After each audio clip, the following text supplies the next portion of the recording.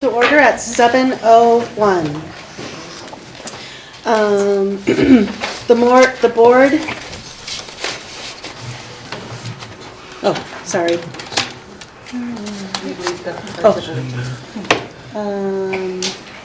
Andrea, would you like to lead us in the salute? Sure. I pledge allegiance to the flag of the United States of America and to the republic for which it stands, one nation, under God, indivisible, with liberty and justice for all.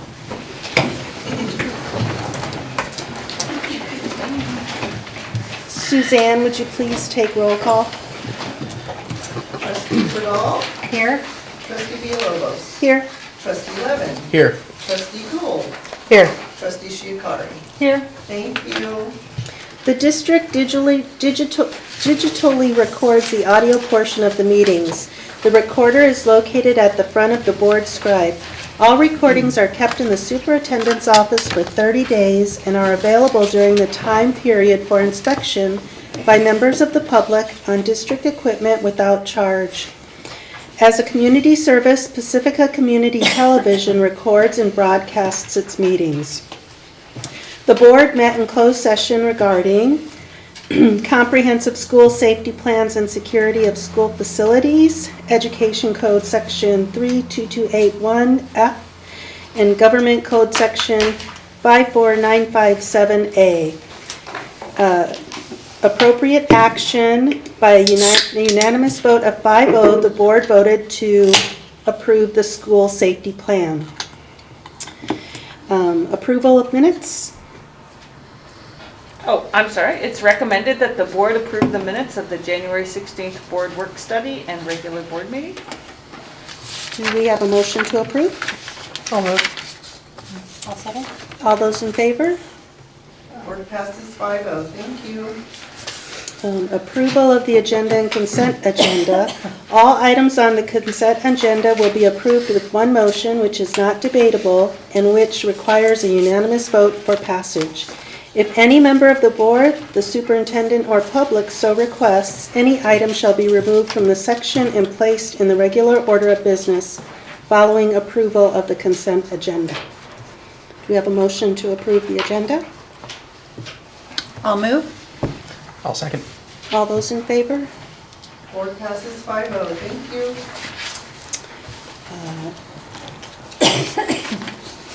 you. Communications. This portion of the agenda is available to the public to address the board on any issue that is not on the agenda. The maximum time allowed for any speaker is 3 minutes. LSEA? Good evening. I have 3 things that I want to bring up today. First is LSEA has been very appreciative of being part of the bond committee and the steps that are going forward with that, and we look forward to how that's going to continue to move forward. 2 items on tonight's agenda. One of them is the Workforce Housing Committee. LSEA is also very happy to be pulled into that group and be a part of that process as you move forward with your decisions. And then also on the agenda tonight is a block grant that is headed our way, which seems to be about $300,000 towards a certain group of students, if we're doing the math right.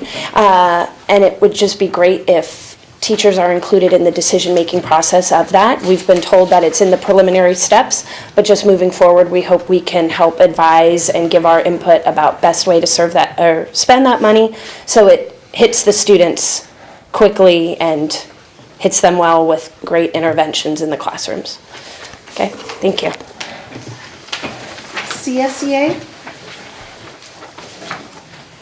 Good evening. Let me give you a little background about Jerry Newland. I started as a sub 13 years ago and shortly became a permanent para. Well, recently I became a 2-year president, so bear with me. I wrote this down so I wouldn't be too nervous. This to me is like a new beginning, a new contract period yet to be determined. Rumors are always flowing when it comes to budget and contract times. Rumors of cuts, layoffs, cutting starting times, et cetera, et cetera. So the sad part is most of the layoffs are frequently directed at classified employees. Of course, we are hoping this usual pattern is not the first choice. As CSEA president, I look forward to this upcoming process being positive and equitable for all. Thank you. People wishing to address the board? Correspondence? I actually have a few pieces of correspondence. Oh, yes, ma'am? Oh, sorry. Oh, but both of these two cards are around workforce housing, so that would be right, that we would take those as. Okay, perfect, thank you. So I have a few pieces of correspondence that were pretty exciting. So members of our own CSEA are pictured here in the CSEA magazine that was brought to my attention. I'll send copies your way, but if you look down in your, right down here, we have some of our employees are in this. Did you know that, Jared? Did you see that? Oh. So that was pretty exciting to see our own CSEA employees in the magazine. The other piece of news that I have is that Ocean Shore School received a $15,000 grant to help with their Oceans 411 week. And so I inquired about the board approval process for any grants, and I don't know that there is one, so I just wanted to bring that to your attention, is that I know a lot of people know about Oceans 411, but they are very grateful to get the grant. I wish I could remember who it was from right now. The Becker, Charles A. Becker Foundation. Oh, fantastic. Thank you. Okay, board attendant, superintendent communications. Does anybody want to start? Okay, well, not much since the last meeting that we had. The main event was January Jazz, where all of the, at the Moose Lodge, the annual event, where the, it was IBL Ocean Shore Jazz Band and Cabrillo Ballimore Jazz Band and Terranova High School Jazz Band all got together in the daytime for the matinee and played, and in the evening we had 3 of the adult bands and 21 and over fundraiser.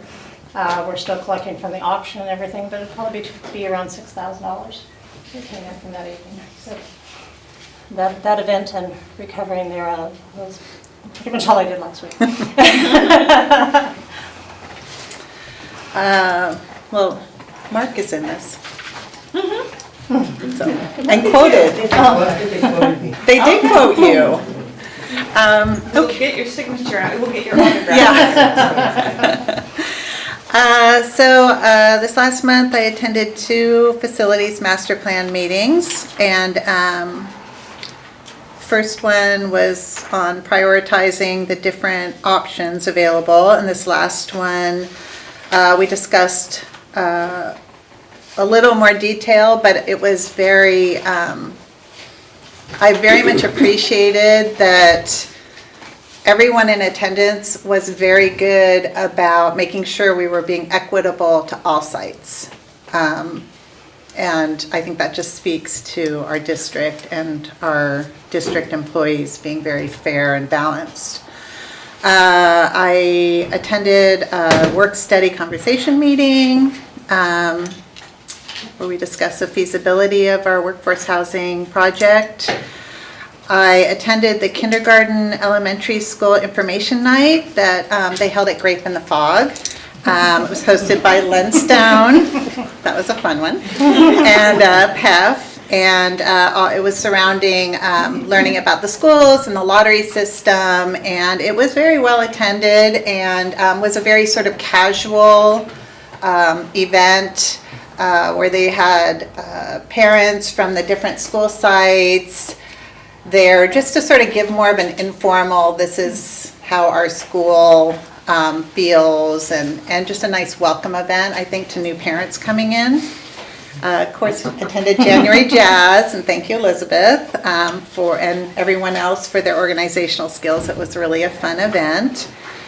I stopped by Ocean Shore for during Ability Awareness Week, and it was very heartwarming for me because my friends, the Voorhees, attended with their son Robert, who is a young man with Down syndrome who came and did a great presentation about his abilities and everything that he has accomplished, and sort of the history of the activities and things he enjoys doing. And I was watching sort of the other students who were listening, and I think it was very impactful and very meaningful for everyone. Attended the CPAC meeting that was based on mental health, and that was an enjoyable evening, and talked with Maria about how to sort of keep CPAC going and maybe generate some a little more awareness and interest in it. And that was it. Well, I too did the facilities master plan meetings, and my takeaway from that is everything is way too expensive. That too. Dollar just doesn't go very far anymore, and I think what we did 20 years ago for, half the price, and, it's like, boy, we won't get that, we won't get as much bang for a buck. It's too bad. But anyway, I think what we're gonna get out of it is gonna be very nice. And then went to the joint articulation meeting, and so to me, the big items that are coming down is the district elections will be in 2 years for the city council, for two spots will open, and the districts have been drawn, and that'll be very interesting how that affects the community politics. And then, of course, the pot dispensaries is the other big topic when you meet with the city. So, what's going on with them, and, how are they faring business-wise. So, always good to talk to them in the high school district and the water district to kind of keep up on all of that. And then also attended the workforce housing conversation meeting, and I think we brought up, had some good conversations about some good talks, good kind of like really getting a better understanding of what's going on, and asking better questions than we could have 2 years ago. So I attended most of the same things, January Jazz, and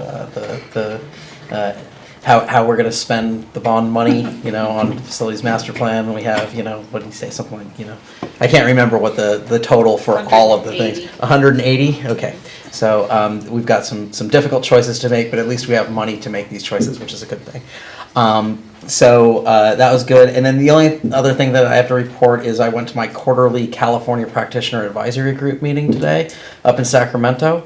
And we talk a lot about, we try to lend our thoughts to the state board on matters of the LCFF and the accountability system. So a considerable amount of time today was spent on talking about a new self-reflection tool for parent engagement to fulfill priority 3. So Will, I can sort of get you up to date on what we talked about on that. And we talked about a lot of other stuff as well, but we spent a good section talking about that and going through a draft of that tool, and going through the new dashboard as well, which is pretty nifty. If everybody hasn't gotten onto the site to look at the new dashboard, it's pretty swift. You can drill right down to see schools and see subgroups of students, and it's pretty easy to navigate. Just it's all point and click. There's a little so. That's it. I did some of those things. I did the CPAC on mental health, which I thought was very interesting because I have a son with ADHD and a daughter with anxiety. So how do we cope with them in school? And there were a lot of good ideas that came out of there, maybe just trying to find a way to implement them. And joint articulation meeting, those are getting more interesting. That's what I can say. And the workforce housing conversation meeting, which I really appreciate the conversation meetings. I've been on the board for 4 years now, and that was the first one that we've ever had. And so I hope to do more, if we ever have anything or an issue that we need to talk about, where the community is welcome to come and just hear us talk about it. The two biggest things that I've been a part of the last 2 weeks is, last week I was at the AXA Superintendent's Conference, and it started off with, I'm in my new superintendent's cohort, and there were 2 days of that training, and AXA pulled out all stops with the new superintendents and brought in, we had Greg Danis, who is our negotiator, but is one of the most well-respected in the state. Also, any opportunity to learn about the Brown Act kind of reassures me that we're on the right track and that you are all following the rules and regulations around the Brown Act. The second piece is that our cabinet has been meeting with each of the principals, and so by Friday we will have sat down with the 6 principals and Jennifer Gray around all of the topics that start to prepare us for next year. So we look at staffing, we look at enrollment, we begin to look at the LCAP actions, where they are with that, start to plan for next year with some SIPSA budgets, just very, very preliminary numbers, very conservative. But it's a great opportunity for our team to get to work with the principals individually on that one. So we almost finished today, but we have one more on Friday. All right. District business, district goals. The district values of the goals provided in our local control accountability plan, LCAP, and strategic plan. All of our district board agenda items are tied to these goals, right up there. One or more of the goals are listed in the description of each board agenda item. The details for each of those district goals can be assessed on our agenda online public page or by visiting the district website www.pacificasd.org under District Information Board of Trustees. Pacifica School District, California Schools Employee Association, CSEA, negotiation for the 2018-19 school year, LCAP, Goal 1, Governance. Maria? Yes, thank you. I'm happy to share with you our proposal for the sunshine items for our negotiations with CSEA. They include revisiting the agreement, revisiting compensation, and then looking at our process for our hiring process for our classified staff to get some clarification and perhaps some refine that a little bit. So, and then of course the district always has the right to bring one more item even beyond these that we're proposing today that you're considering approval for today. Okay, so this is an action item. Do we have a motion? CSEA has, Oh. CSEA have theirs. Do you want to, I don't have it with me, I mean, I don't. Do you want us to present? Go ahead, that's what I thought would be. They're right back. And then, Well, why don't you pull hers up? attach. Attachment 2, second Yeah. set. I'm sorry. And thank you, CSE, for your patience as we were getting our proposal ready so that we could present it as a full package to the board tonight, because they had their proposal in November. So attached is the CSEA initial proposal, Article 1, agreement, Article 10, compensation, and Article 19, organizational security. Do we have a motion to approve? I have a question first, before we approve. So, it is recommended the board adopt the district's initial proposal. So is that saying we are accepting only what the district is presenting, or CSEA's and the district's positions for sunshining? Both. Both, thank you. So we're accepting them. We're is really- accepting them, I understand. We don't get to necessarily approve CSEAs. Correct, okay, thank you. Did you have a question? No. Oh, okay. Any more questions? No, motion to approve? So we're not looking at both of them before we have to do them one at a time? Oh, no, we do them together. We're We're voting on accepting them, and the approval is the fact that we're accepting them. Both of them, Right, yes. Accepting Yeah, so- both the districts and CSEA's position. yes. Yeah, Okay.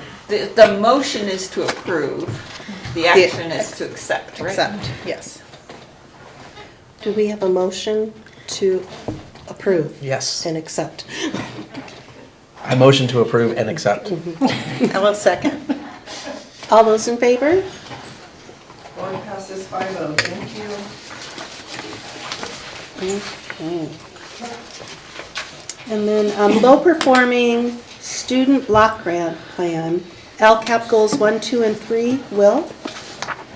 All right, so this is with regards to low-performing student block grant plan, which I'm going to refer to from now on as LPSBGP. Lipstick. LPSBG. Or lipstick. Okay. I don't have a All right, so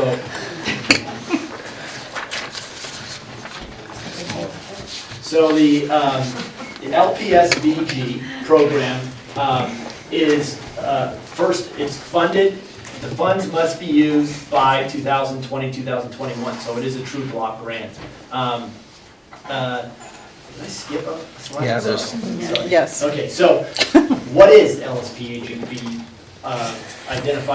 Identified pupils. Was there one before that? Okay. So this block grant is provided by the CDE, and it is for students who score at standard not met on the CASP ELA and math. They based the number originally off the 2016-17 CASP scores.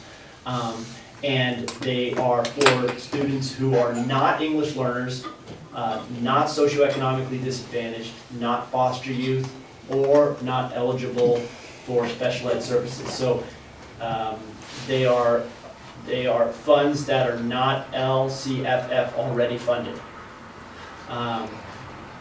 In 16-17, there were 194 students in that. So when we got the initial amount, which was based off a $1,976 per eligible student, the initial amount that they were saying that we were going to receive was based off the 194 students.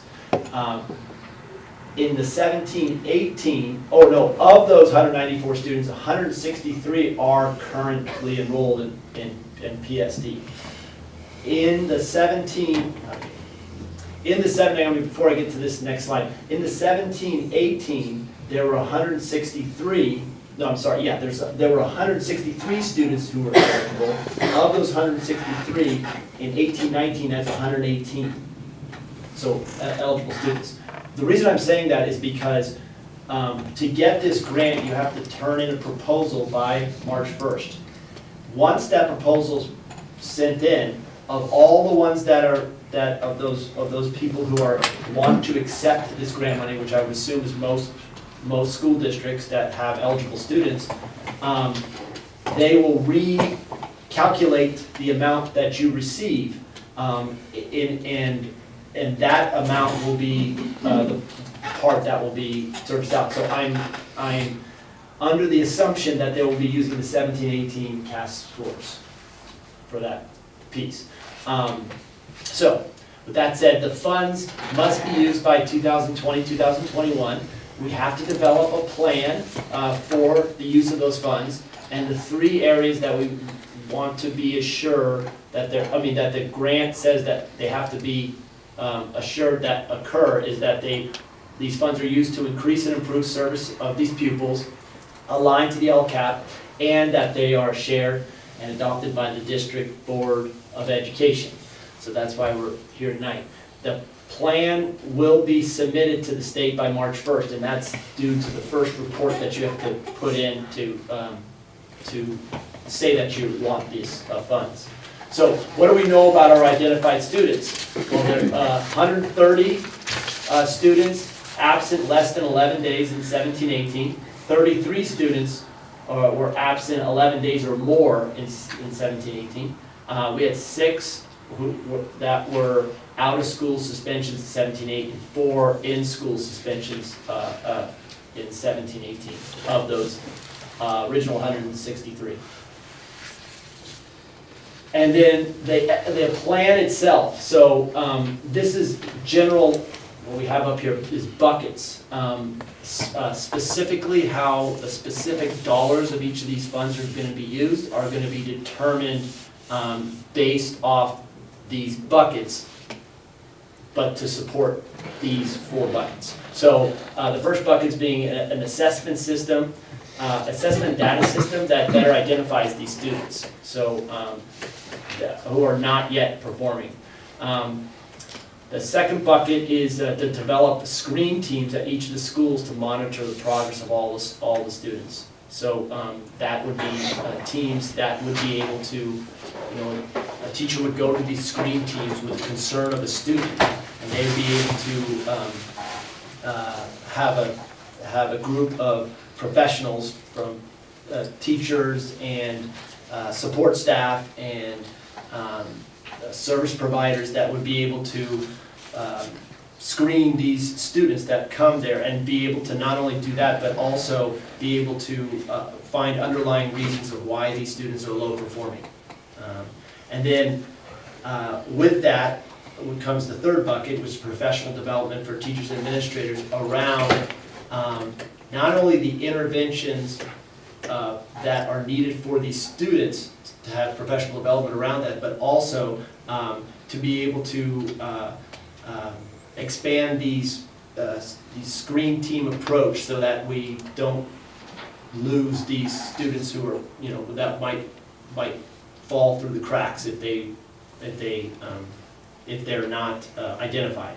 And then a support for site-based study for student needs to support progress monitoring, including direct service to students and family. And this can come in many different formats. It can come in where we find out where these students are, schools that they're at, right? And then we provide the sites the ability to utilize these funds to directly serve these students through either an intervention program or through various different processes, not necessarily just academic intervention support, but social emotional intervention support that might have an effect on why they're performing low.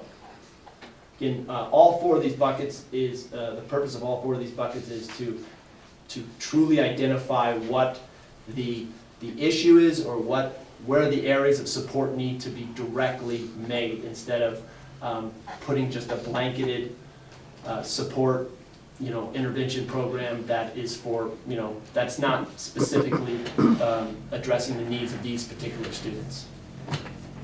So that's the plan that I put before you. Any questions? Yes. So you have to spend the money directly on those students. It can't be for classroom support or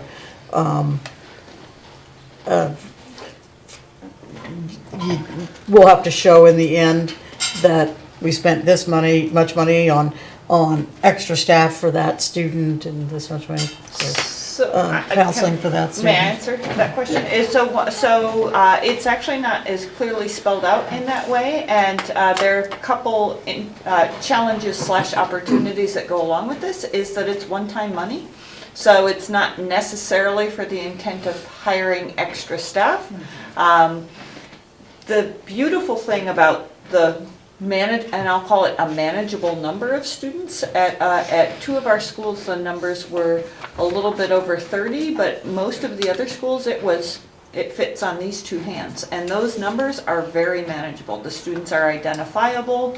It's a matter of the principal and the teachers working together to identify with the needs, connecting with the families, and providing what services we feel like can make that can help the student move forward.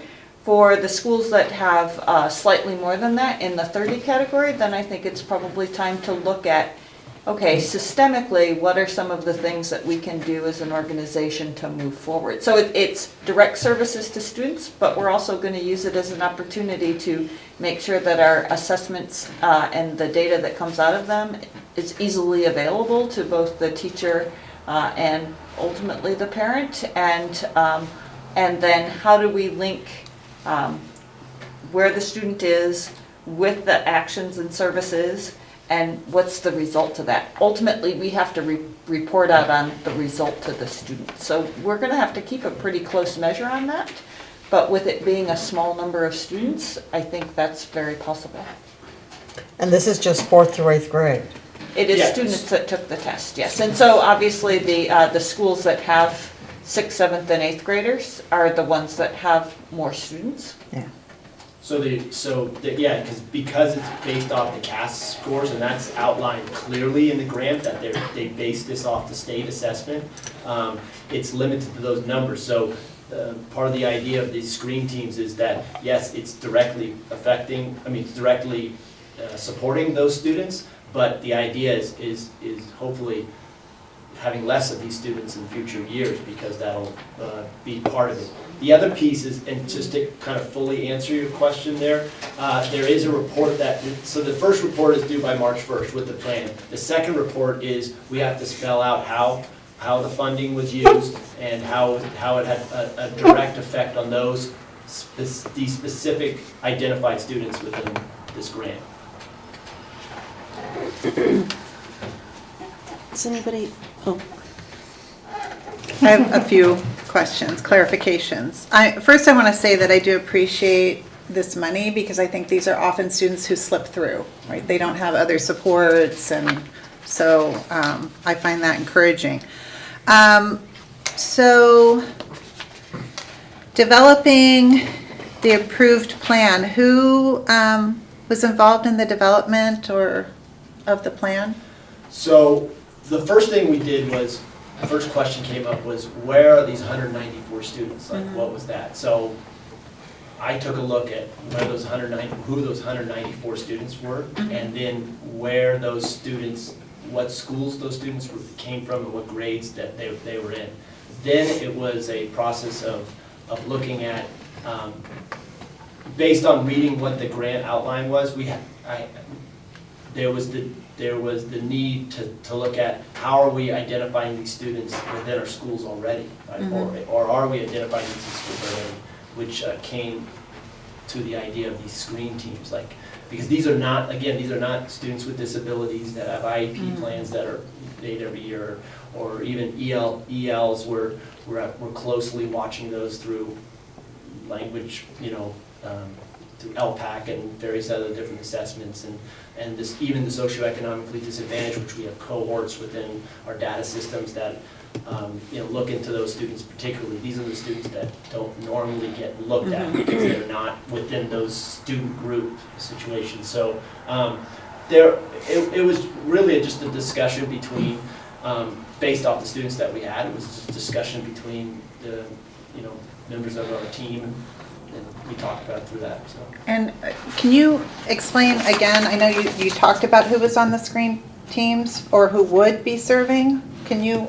Yeah, so, the screen teams can kind of be set up in a number of different ways, and there's a number of different models out. A lot of times the school sites would have a big say in how those screen teams are set up, but what the components of those teams would be, you would want a group of people, right? That would be, you might have a representative from the administration, maybe representatives from the special ed staff, maybe some speech therapist, school psychologist, counselors, any support, even paraprofessionals, where you bring them all into a room at the same time, right? And even though they're not maybe talking about particular students that they directly serve, they're looking at how a teacher would bring a student, or we would identify a group of students, and they would look at those students, and they would say, okay, what are the needs of these particular students?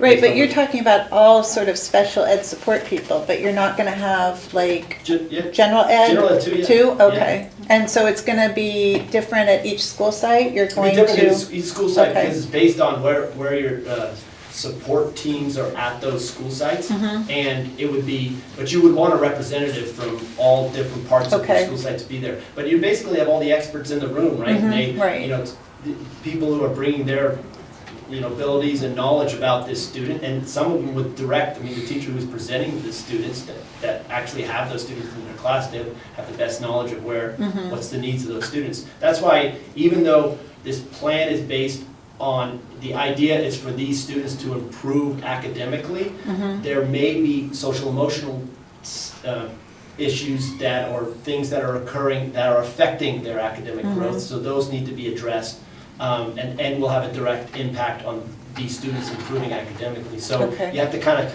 take a look at the whole student. I mean, a really successful screen team is a screen team that collaboratively looks at these students and says, we know this student based off this, and this information that's being shared, and we know here are the steps that need to be taken. So then Right. the funding goes into those interventions specifically with the needs of those students. So do you see this resulting in 504 plans? I mean, it almost sounds like the same sort of process you do, no? Not necessarily. Okay. It's more like a gatekeeper than that. So Okay. if you have a student that comes in and is part of this group, and you say, oh, you know what, we should do an SST on this student because there are some real deep issues with, or Okay. deep things that are going on with the student, we'll do that. Or maybe this is a one that might qualify for a 504 plan, so let's do that. But Okay. then when those processes are done, then they're being provided by, you know, they might be eventually provided by, they might be identified special ed, or, so Right.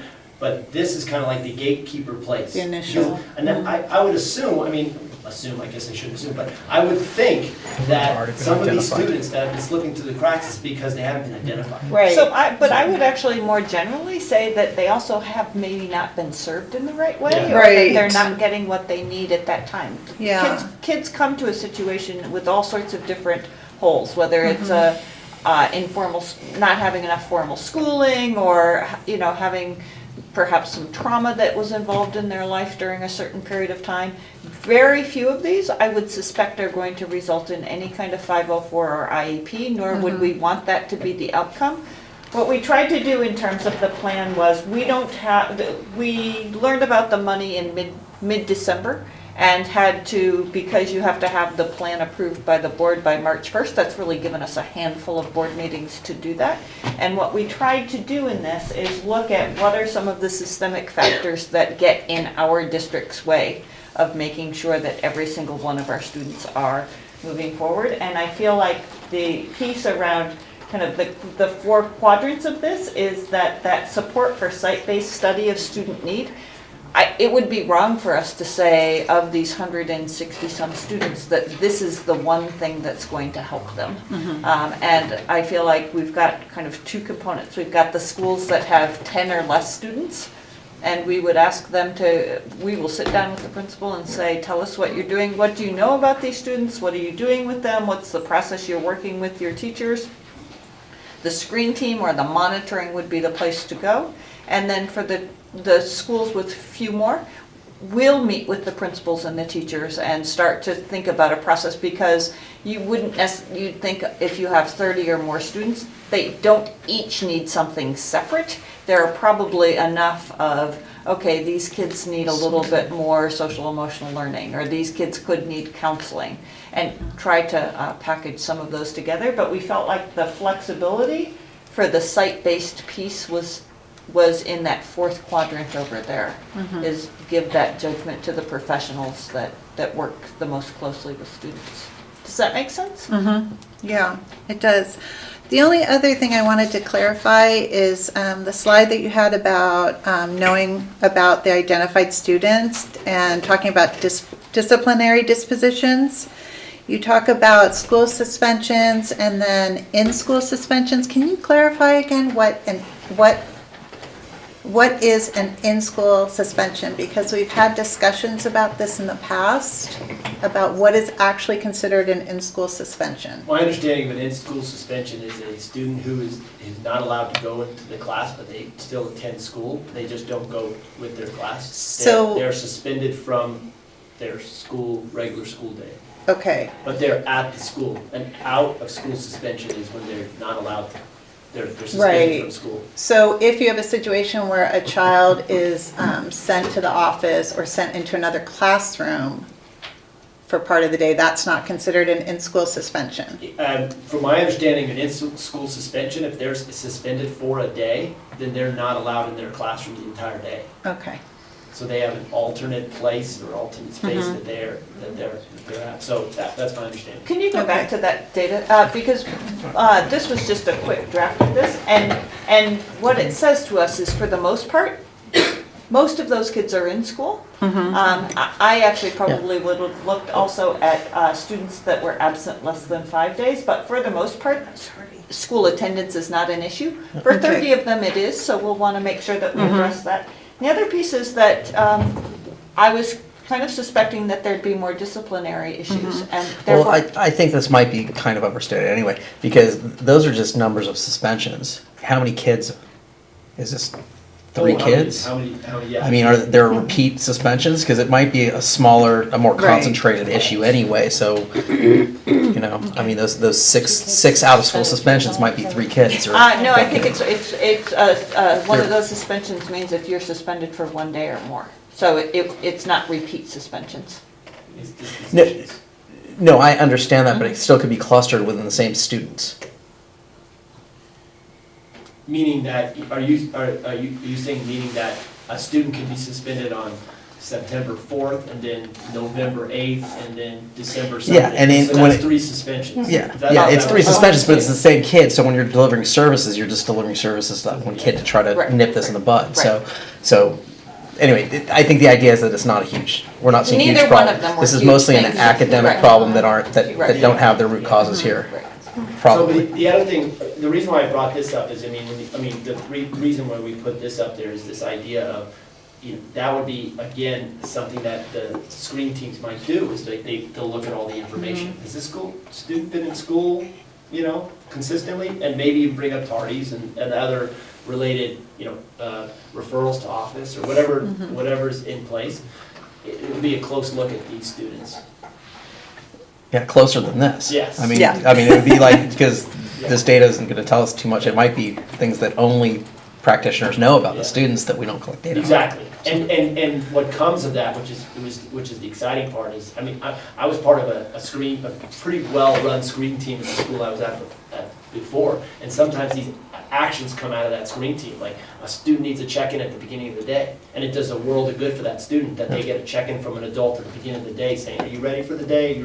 It might be as simple as that, that might be one of the actions for that student, so that student can improve, and be more focused at school and more academic. It might be as simple as that. Or it might be as complex as a series of different actions that you have, or interventions that are put in place for that student.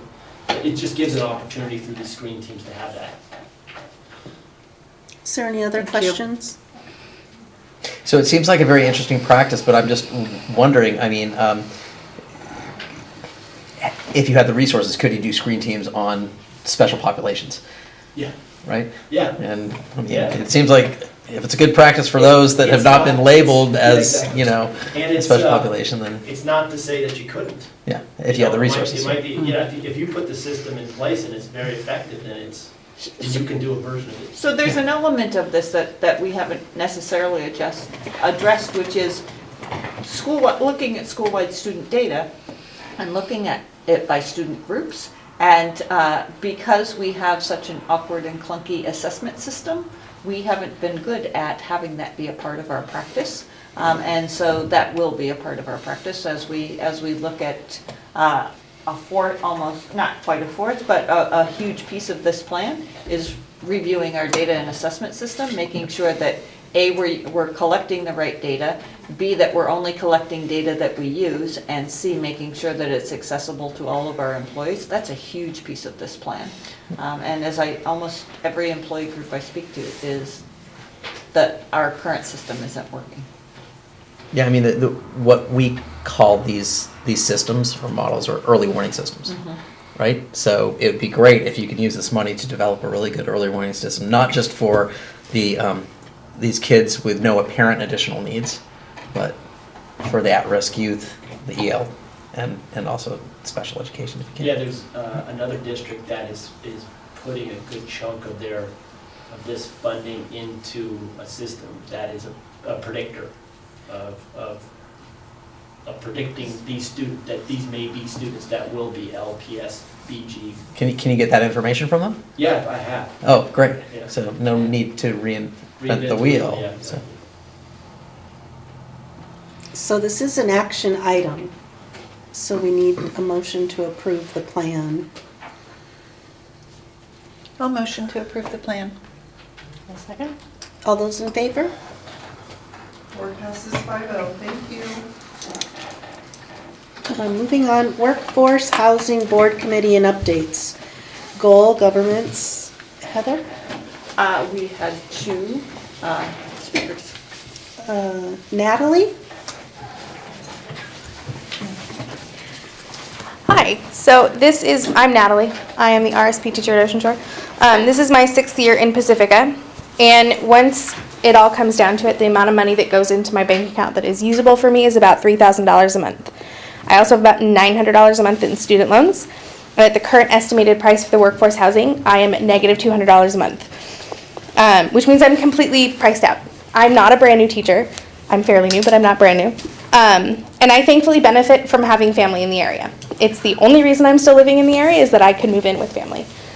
When I was looking for housing in November, the two options were either to pay essentially what is being thinked about asking, or to pay about $1,000 to $1,500 a month to live in a room in someone else's house, which I can do living with family for a lot cheaper. It is not ideal as a grown adult living in her mother's basement. As much fun as that is, I wanted to live elsewhere. I was really excited about the workforce housing when it was first proposed because it did pose an option for me to not live with my mother, which is, again, ideal. And I would really appreciate not having to leave the area. But as it stands right now, I can't actually afford to live here unless I'm living in my mom's basement. So and I know you guys talked about this because I was here, but I would urge you to continue looking at other options for bringing down the rental price because I'm not the only person that's being priced out here. There are, I would say, the majority of us that are being priced out here, the ones that are really looking for it. The other thing is to really look at keeping us in the loop about the progress and what's happening because it kind of seemed like there was radio silence and then all of a sudden the price had doubled and there was not very much information coming to us in the middle there. So it was really surprising when we got those figures, and I'm sure it was for you guys as well.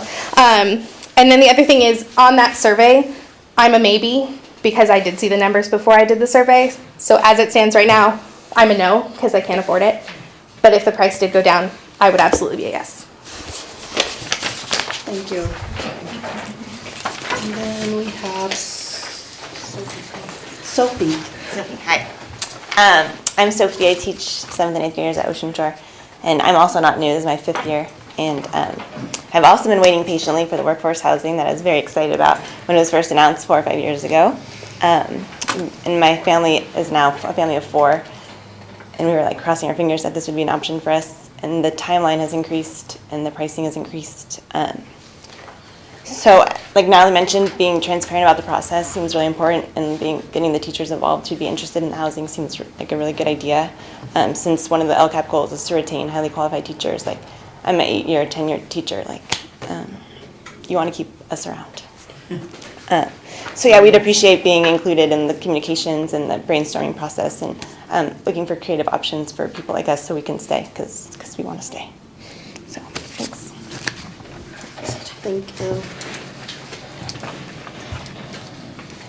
And, sorry. So one of the things that came up around the board conversation was around making this an official board committee. And that means that we would follow, that we would have a set meeting, typically about once a month, or just at least set for a regular period of time. So I would put it out to the board in terms of moving forward. It's our recommendation that you move forward with an official board member, official board committee that would include a member from CSEA, a member from LSEA, and then 1 or 2 members from the community.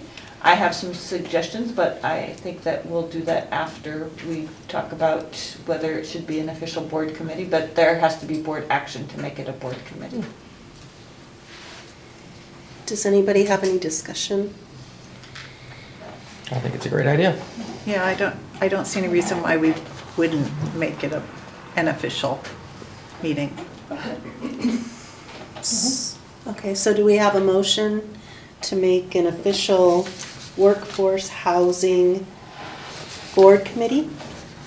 I motion to make an official workforce housing board committee. I'll second. All those in favor? Board passes 5-0, thank you. So there are a few items that I'd like to discuss with you so that we can make some progress moving forward. So the question would be, if we look at one member from LSEA and one member from CSEA, the question would be, do we include one or two members from the community?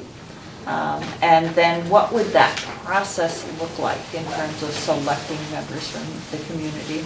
I've been so bold as to, Suzanne and I worked together to create an application process, but I think CSEA would appoint, LSEA would appoint, but I hope that there's interest from multiple people from the community, and it would be the board's decision to select that person. So, one or two people from the community? What is your thinking? How many board members are going to be on there? We have two board members Two? on the committee. So when we do community, do we want to think about somebody that's not, somebody that is a parent and somebody that's not a parent? Good point. That is too cool. I was just thinking absolute numbers, so I think that that's a good idea. I think the committee should, 6 people sounds about right. 7, I would argue, is a maximum. Because when it gets more than that, then it's really hard to come to consensus, or it becomes considerably harder to come to consensus. So are we saying 2 members, maybe kind of looking for, without stating absolutes, but if we ask 2 members of the community, kind of looking for one that might be a parent and one that is outside of the school district, would that be the target for that? Okay. Let me just show you the draft of the application. This isn't anything, it's just simply a draft, and for your information and feedback, it's some of these up. Really, I would, the board being in charge of the what and the staff being in charge of the how, but this would probably bring the information back to you as you would make the decision about the members on there.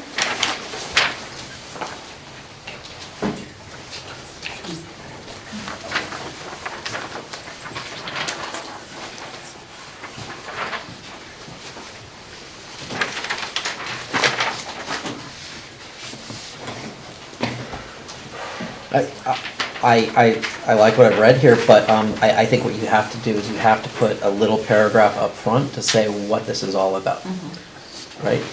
Say, we just a paragraph to say that this is what you'd be signing up for. Right. A little bit. And maybe how often the meetings are? Well, yeah, what the expected burden would be to you, but also what this is all about, how you'd be involved. So right now, it sort of assumes that they know what the workforce housing community is. Right.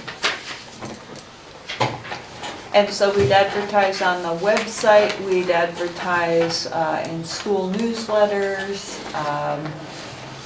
What other places could we advertise? I would hope that anybody would reach out to a parent or member of the community that they felt would be a good candidate. Are there other forums that I could put it in my Tribune article, although What about your Twitter? Not yet. I'm not twitting yet. I'm not yet twitting. I might also Tweeting. so Superintendent Olson, I might also suggest that the first item on the back side which says I would be able to represent the following group, I would put that in a table form, because right now it makes it sound like we're going to try to get one person from each of these on there, which is not the case. And then if you did it in a tabular form, then it could be like choose all but apply, Right. right? This actually came from the oversight committee, so, so the bond oversight, and you actually have to have certain Yeah, specific exactly. people from your groups, so. To us, it's really, we're picking from two, and I think the two groups that we discussed were being represented would be in that. You might want to think about reaching out to the community center because they often hold senior breakfasts or lunches or events. Thank you. Pacifica Democrats meet at the golf course probably once every couple months. I think. Saturday mornings. Maybe the PTAs, PTOs. For the parents, yeah. Okay. So the next question would be timeline. So I highlighted the 25th, but I think to really do a full reach out, it probably would be more likely 6 weeks away. But I don't want to drag our feet on this. If we have people that are interested and can get started, what's your thinking on timeline? Well, we have a week off too from school. Right, and getting the information out can take a little while. Is there another city council meeting? Does anyone know when the next city council? Because that's something that could actually be highlighted, during open communications at city council. Absolutely. I mean, I can do it if you want me to, but, Is it this? Monday? I don't know. Okay. But that might be another way to sort of get it out to the general population. That would be great. So it's probably unrealistic to think the next time that we meet here on March 6th that we would be ready to take in applications from those community members. So would we say the end of March? That's probably more reasonable. Is that reasonable? Okay. Okay. And then at the end of the March, we'll bring those forward and review them. And can you clarify, would the meetings of the board committee be closed or public? They are public meetings. Yeah. Public.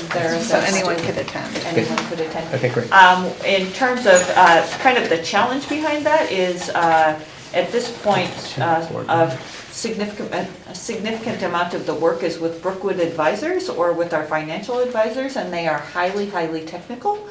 So we will just have to catch the new people, catch the people up to speed. And I think you're right about not making that committee too big because that would be really hard and cumbersome to move forward. The purpose of the committee is to get the information out there and to help get the information out there, not necessarily to promote or delay or any of those processes. It's expanding our communication and being as transparent as possible. And because it's sort of an agendized committee, the two board members are fine. There's no Brown Act violation or anything like that, right? By having just two? Correct. Okay. Correct. Because it's all public. All public. Yeah. So anyway, because we work so closely with Brookwood with the technical piece of that, Brookwood is available. They were suggesting the first Wednesday of the month in a kind of after school 3:30 to 5:30 kind of range in terms of time. Are there any thoughts from the board in terms of meeting time? It would be predominantly school personnel, but as long as the community members and the knew of the time and the ability, is that an acceptable time to hold the meeting? I'm fine. I'm not planning on being at the meeting, so. At that point, we can, Great time. at that point, we can park in the parking lot, so. Oh, okay, that's one of our criteria? Right. Yeah, okay. To not get caught up in the pickup traffic.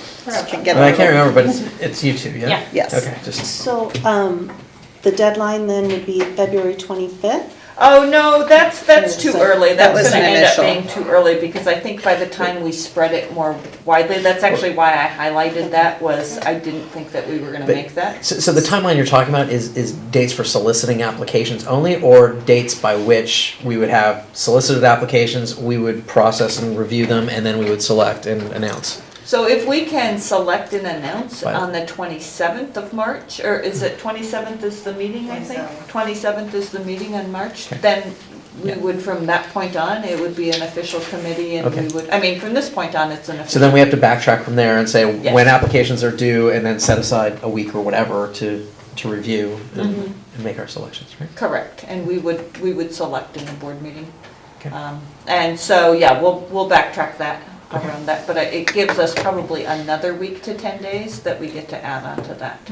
So that's one item that goes along with workforce housing. And then the other is, I just wanted to update you on some of the things that we've been doing, is so that you asked us to reach out to staff members and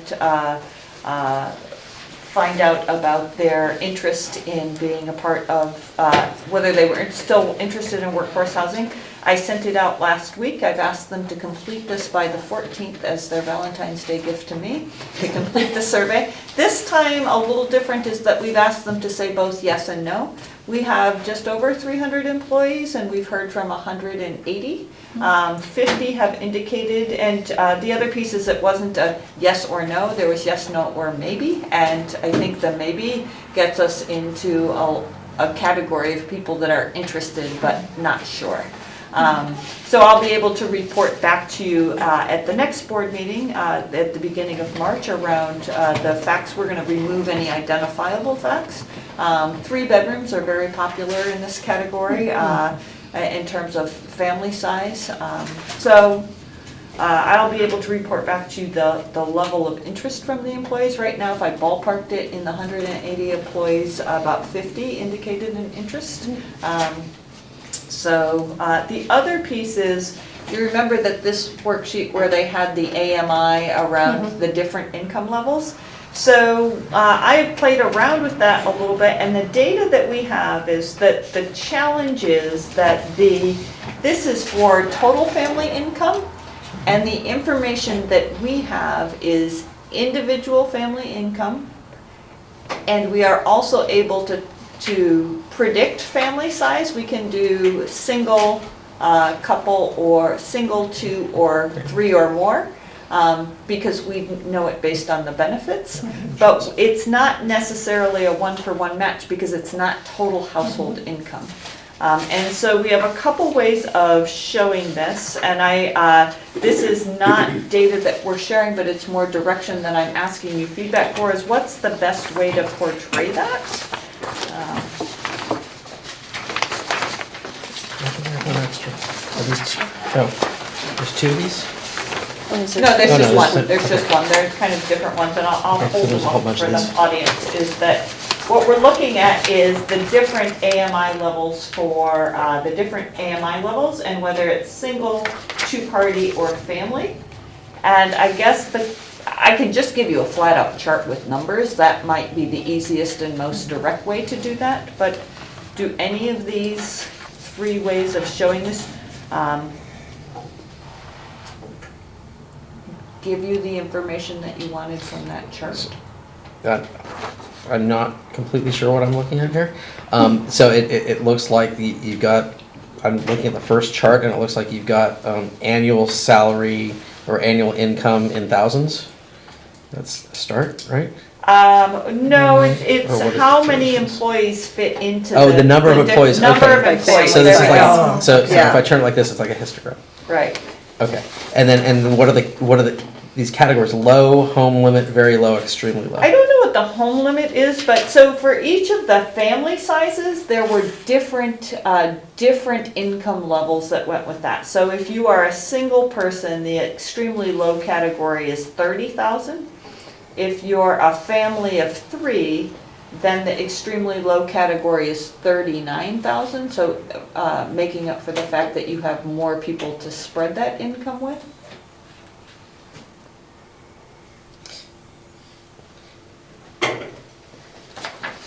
Okay. I have a suggestion that I think might work, is if we just put the numbers in the chart rather than try to depict it.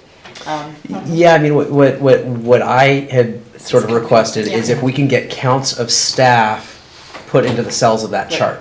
And we, okay, Right. perfect. Right. And we can do that. The only thing we don't have is their total household income. Yeah. When we get their responses from the survey, there were different categories, maybe not completely aligned with this, but they did. But close enough, right? They're close enough, I You think. can Would sort be of- over 100,000, less than You can 100,000. triangulate. That So- would be a more accurate measure Yeah. than what we're pulling off as individual employee income. Yeah. Okay. I mean, with the individual employee income, you can come up with some conservative estimates, right? By sort of assuming that the significant other makes the same amount. But if they're in a private sector, they probably make a lot more. Well, that, Right, and so- also, we have a number of single household earners, and so it would be, I believe, not accurate enough to do it based on the employee's income, if in fact we're going to compare it to that, so point noted, I think the chart is not. Out of the survey responses that you've gotten, though, the only thing that I'm worried about is a lot of people don't feel comfortable answering those questions. So you should see if there's a lot of missing data in the survey responses you already have. Right now, there isn't, most of them. On that item? Oh, okay, great. Then- And it's categories, and I think probably most employees know that we know their salaries, so that's one piece on there. And we did actually promise to pull out any of the identifiable information before we were ever to share that information with you. Okay, so there's that, and then the other. But I mean, even for this data, you could still do something fairly accurate for those that you know are single, right? And then just translate it into these thresholds into monthly income, Right. and then compare it to where would they fall on that chart, because what we really want to test is the what was her name? Natalie. We want to see where how many Natalies do we have, and right, and that is going to be, at least for me, a huge indicator of how viable it is. Right, and I think anecdotally, I think we have a number of Natalies and Sophies that are, my family of 4 has been living in a 1-bedroom apartment, or I've been living with my mom, and I think a fair number, so 50. We also have a number of employees that have been here for a very long time and either have a stable rent situation but that doesn't necessarily indicate the future of where we are. And just like they indicated is that the ability to finance that at a benefit to the employee is what's going to help us make that decision moving forward. Tomorrow, Superintendent Nancy McGee is hosting a Home for All session with superintendents where we will discuss where we are. I looked at a spreadsheet recently, and while we're hearing from other school districts around their progress, we are a little bit more forward in that we just issued our RFPs this week, and that we've done some of that groundwork.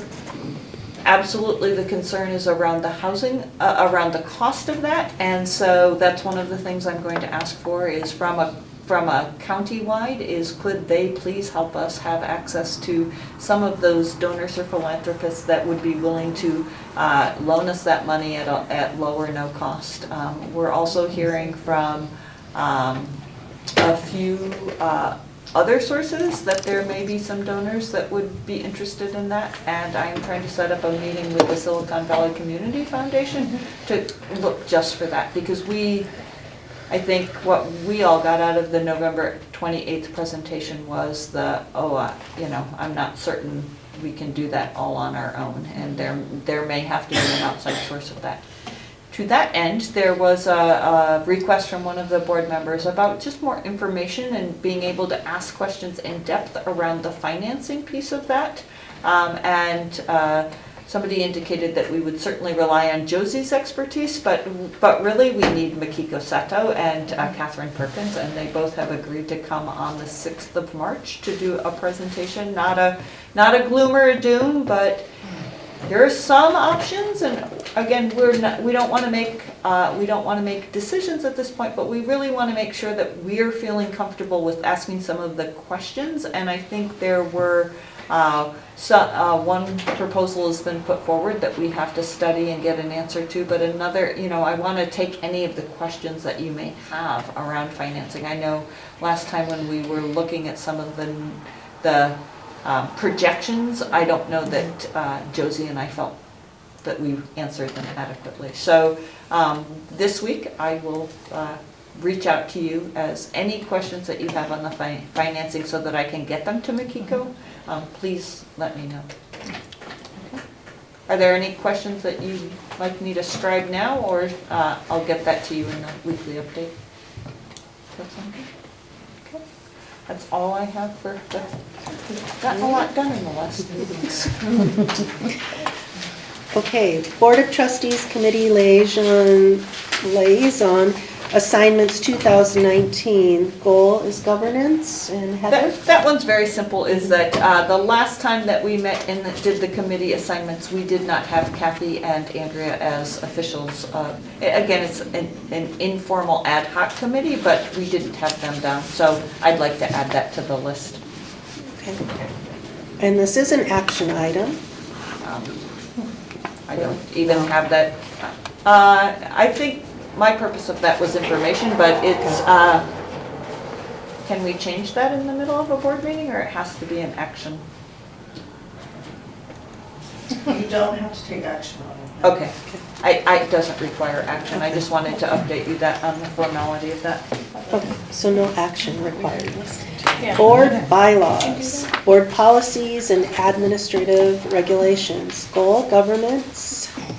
Maria with the December 2018 manual maintenance 4,000, 5,000 series, first reading. Yes, thank you so much. As you can see, there are quite a number of diverse policies and regulations that we're updating for the December 2018 batch. I do want to point out an additional change that didn't come in your original draft, which is on Administrative Regulation 5113, absences and excuses. We are striking number 5 on page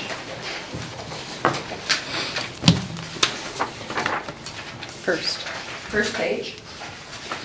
Right, number 5, because it really doesn't pertain to students under 18. Other than that, I would just present them as revised and submitted to you, and open it to questions if you have any.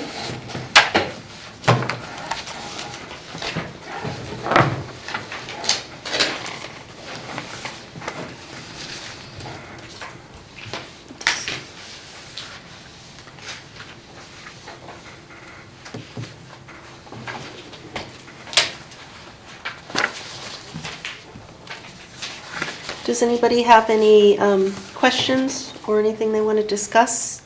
Are you talking about just that particular or any No, of them? any of the 5 or 6 that are on that list. I could go through and just pick out one highlight from each one if you would like me to.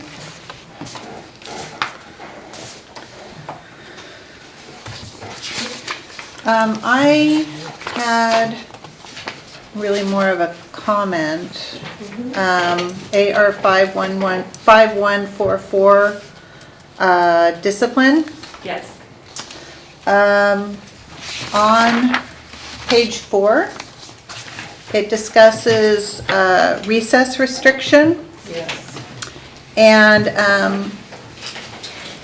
my question comment is more on just the practice in general, that I realize this is utilized, however, I do have some concerns about it. First of all, do we keep any data on when students are benched or given recess restriction? And the reason I ask is that for some of our students with behavioral issues that may stem from the need to actually move around, I just wonder if this becomes a counterproductive measure. If they're having issues because of the need to move, and then at recess they are benched, so they then again cannot move, and then they need to go back to class. So I just want to say that I do have some concerns. So do we keep any data on that? I want to say that I share your concerns, and in the time that I've been here, I haven't yet found any consistent collection of data on a number of things related to our practices in discipline. I think, we've all talked about it as a cabinet quite a bit recently, and there are a number of things that we'd like to see put into place and maybe revisited or improved upon in the coming short while. And definitely, once we have more infrastructure in place that's systemic, I think then that would put us in a very good position to identify some data collection points on things like that and other things that would be important for us to know about how we're utilizing our practices.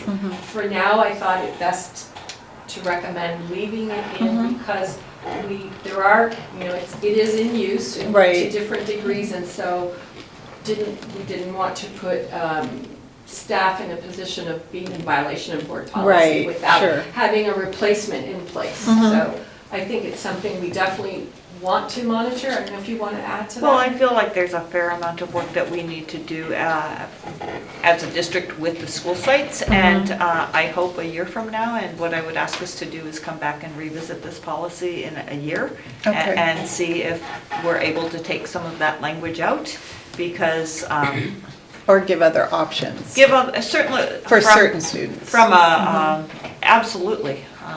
Okay. We think the exclusionary practices are not beneficial to students. We just recognize that there's a fair amount of work that we have to do. Right. Okay.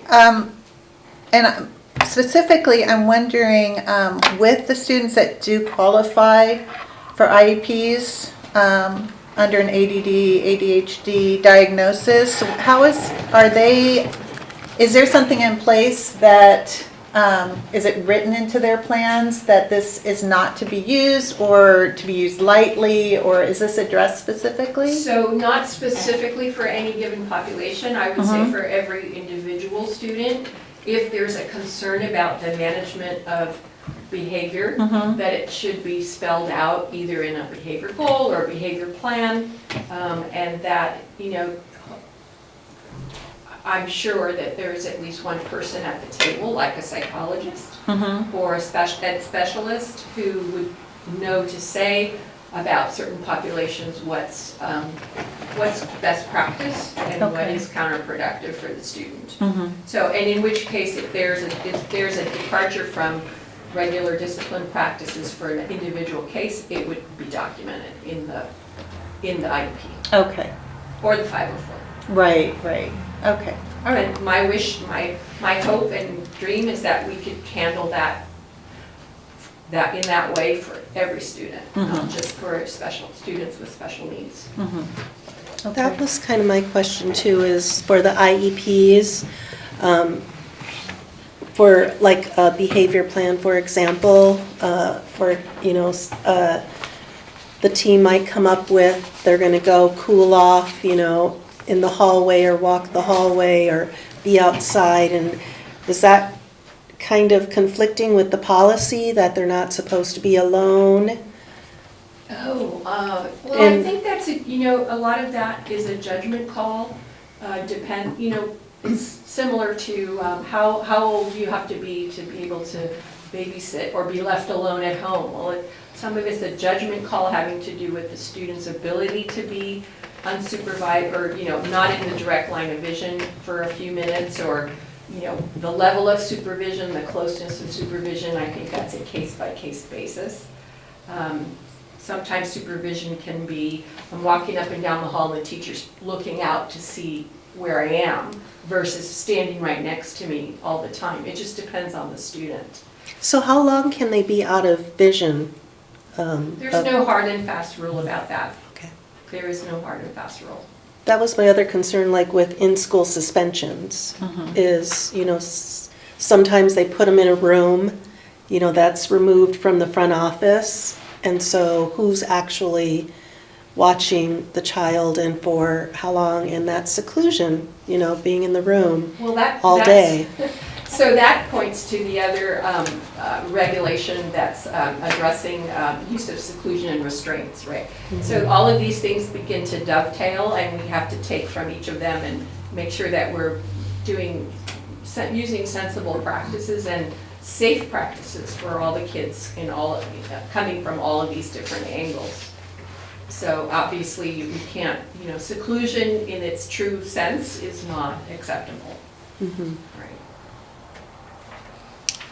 The other thing I had a question on is how well do the principals know about, this, like, for example, what will happen with the revisions tonight? Do you tell them about it in a meeting, and what's acceptable and what's not? So there's kind of the compliance end of that, which is what we would put in our LC. We have a Google Classroom, which is just kind of notes around things, and we will bring up, here's the board policy, we've changed it to be consistent with the laws.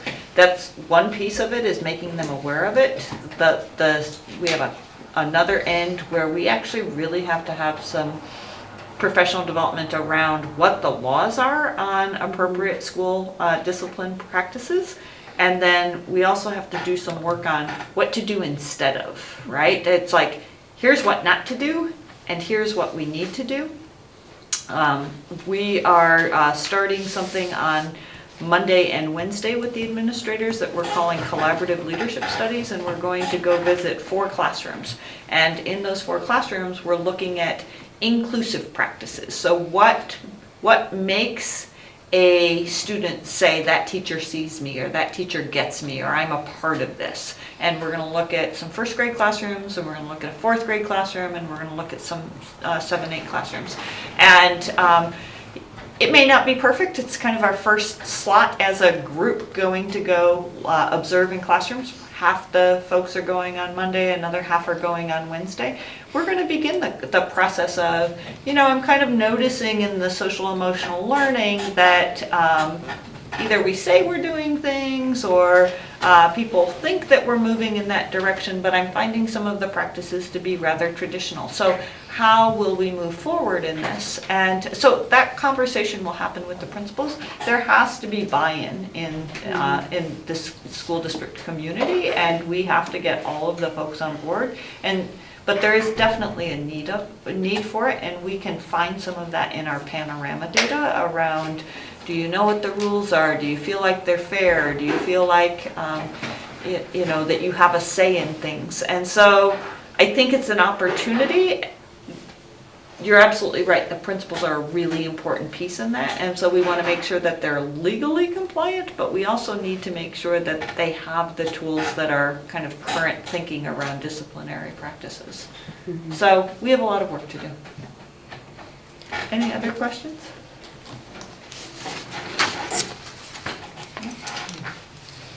All right. And then we have BPAR 1240 volunteer assistance, first reading. Heather? Perfect. So the last set of board policies were first reading. This one is one that was not in the CSBA turnstile, but this is one that has been on my radar since I've been the superintendent here. And it is around what is a consistent practice for fingerprinting, and what's the district's practice on this. I thought we'd have to change the policy, and when I looked at the policy, we don't really. That's consistent, but if we look at, so the board policy 1240, community relations, that everything that we're doing currently and that we're looking to meet is in there. But if we look at the administrative regulations, there are a couple of tweaks that we'd like to make on administrative regulation 1240. And this really comes down to the volunteers that are working with our students at some of their most vulnerable times. And so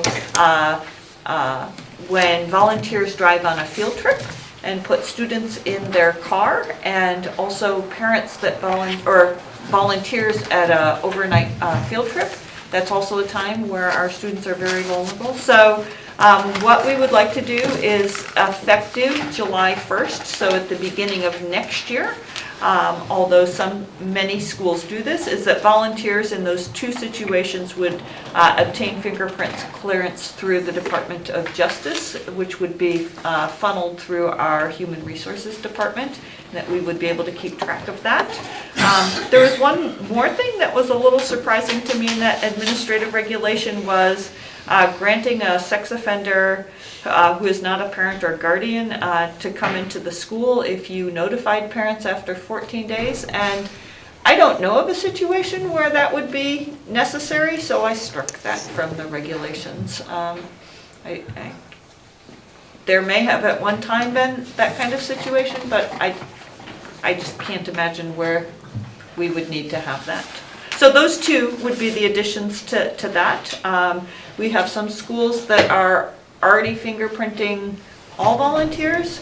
We also have some schools that are eager to get started on the fingerprinting for parents that drive on field trips. All schools know about it, all principals know about it. I actually was just at Valamar today and I let the teachers know about it, and they're like, I know this is a long time coming. We know about it. And it's not, they said it's going to be harder to get field trip drivers, but they understand that they referred to it as a new normal and that this was an important piece of student safety. So I can just make a comment. I'm going through this process right now to be a soccer mom driver for Terra Nova. And I looked at everything I had to do and I'm like, oh my gosh. I had to get a TB test. I had to fill out the volunteer form, a TB test, the volunteer form. I had to have it approved by the principal. I had to give a copy that I had $300,000 each incident on my car insurance. My registration, I had to send a copy of that, and I had to go get live scan for my fingerprints. And so I asked, well, how long is this good for? And they said, so basically it's like an employee process. You know, they're entrusting you with their kids, which is true. And so since Henry's going to be a senior next year and there's water polo and swimming, so it'll be good for them too. But it really will, you know, when parents first look at it, you know, it's kind of like, oh my goodness.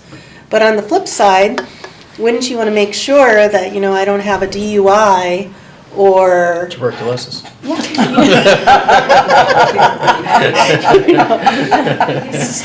something else, you know, on my record, because you really don't know who's driving, you know. So it's a long process, but I appreciate it, and it's going to work, you know. Basically, they said just until, you know, I leave the school or whatever. So the good news for us is when they start with us at TK or kindergarten is that that's Be the norm. yeah, we get them for a number of years.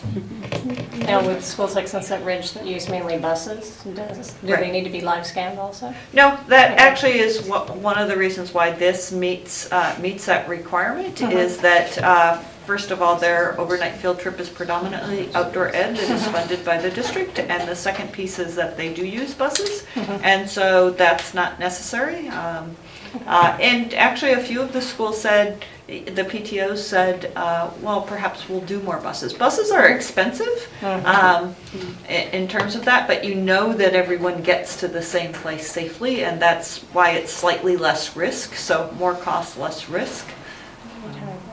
So, I am, at this point, I think I just wore people out, is that most people know about it. There's not, some of the objection is that we're not fingerprinting enough people, is that, you know, there are places where they think that they should fingerprint everyone, and I think this is a really kind of middle of the line solution, is it takes students where they're at the most vulnerable and still includes, parents are still included in the classroom if that were the case. No, there aren't very many, but there are some parents that have a student at more than one school.